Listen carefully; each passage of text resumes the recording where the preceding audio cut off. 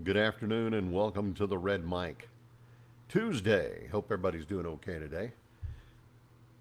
These Red Mic messages are life and leadership lessons that I've picked up from 25 years as a public servant, 16 years as a youth football coach and scouting volunteer, and 10 years as a mediocre athlete with far more heart than actual physical ability. Today's Red Mic message: BC on the list. Remember yesterday I talked about the 26 ABCs of a, uh, a supportive workforce, supportive workplace, um, the positive culture in the workplace. These 26 points are by a guy named Justin Mecham, and a lot of really good points. But I got to looking at the list today and saw that it was on B and C, and I thought, well, you know, this is I'm not going to get a better opportunity than this, so I am going to take this opportunity to pay a little bit of a tribute to one of my college professors, guy named Dr. Tom Hoffman. He was a literature professor at Midwestern State University. Go Indians. Yes, I know they call themselves the Mustangs now, but no, I'm not a Mustang. I will never be a Mustang. I am an Indian all the way through to my Indian loving soul, and you can't take that away from me. Before I dive into that, though, you may notice I'm wearing a purple shirt. This is actually the purple shirt I planned on wearing when I took my wife to go see Donny Osmond. Donny Osmond apparently, not apparently, it's very apparent. His favorite color is purple, so I was going to wear this and a pair of black jeans that I own and my black boots, and we get all the way to Dallas, and we are unpacking the truck, and I'm like, oh crud, although I said something a little more forceful. And I'd left my shirt and my jeans in Austin. And of course, there was no way I was going to drive all the way back and all the way back. So, I mean, would have been 7 hours, would have missed the concert. So we hightailed it and we went to a couple of stores and found a suitable shirt. It wasn't purple, but found a suitable shirt and found some black pants and black jeans, and all is well. But sometimes the best laid plans. Anyway, I digress. Back onto the discussion of BC. Now, Dr. Hoffman, literature professor, it was always, and he was great. He would bring characters to life in the class. You know, we're reading Sinners in the Hands of an Angry God.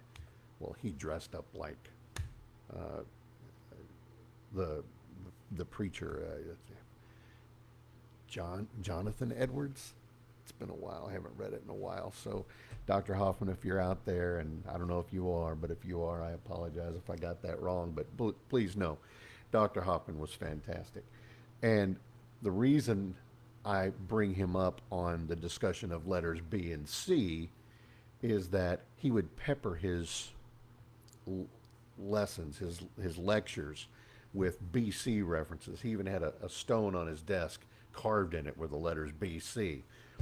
And he'd be going along and he'd say, yeah, and of course that was BC before cell phones.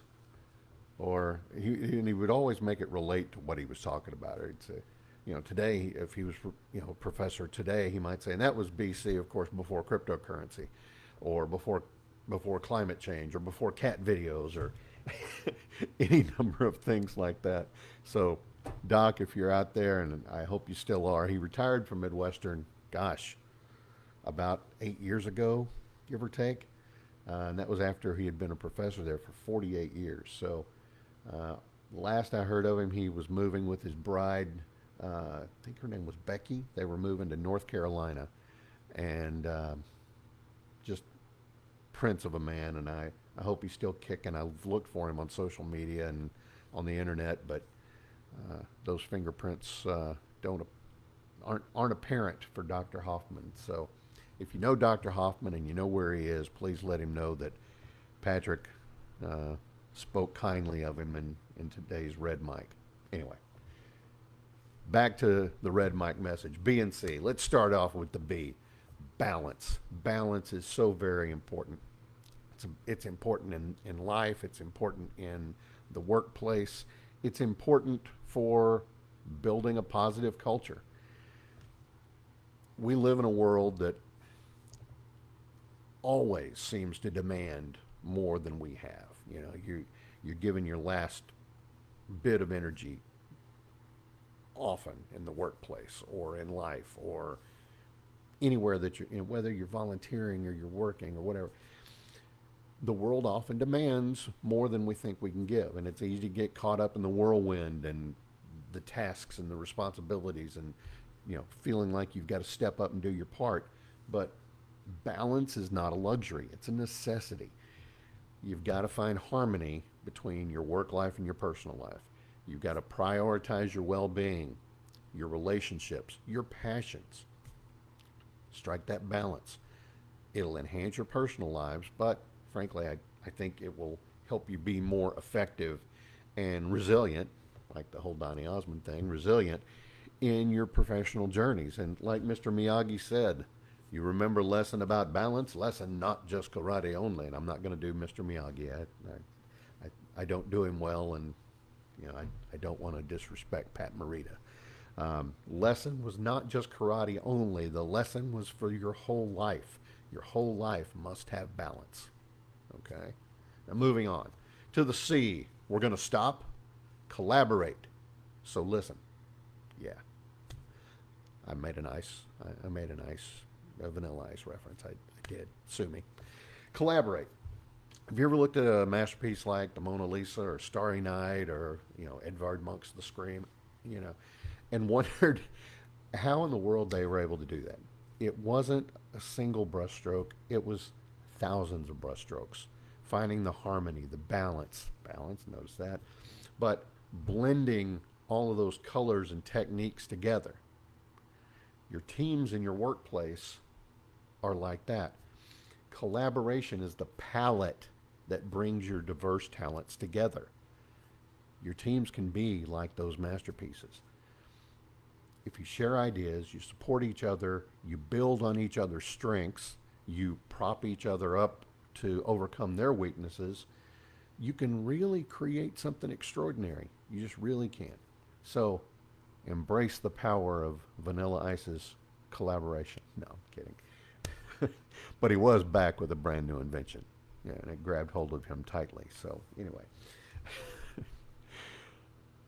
Embrace the power of collaboration and unlock your collective potential. And that's today's Red Mic message.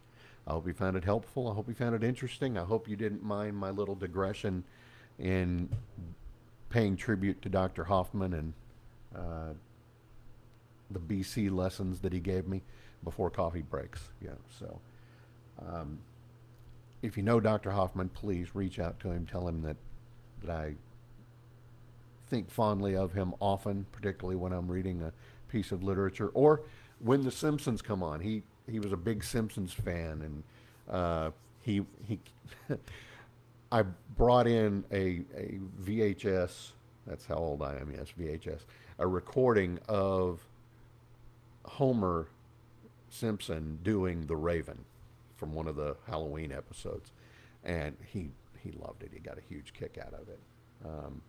He pointed out some of the ways that the text in the cartoon didn't quite match up to Mr. Poe's prose or words, but he was a good sport, just a great guy, great professor, and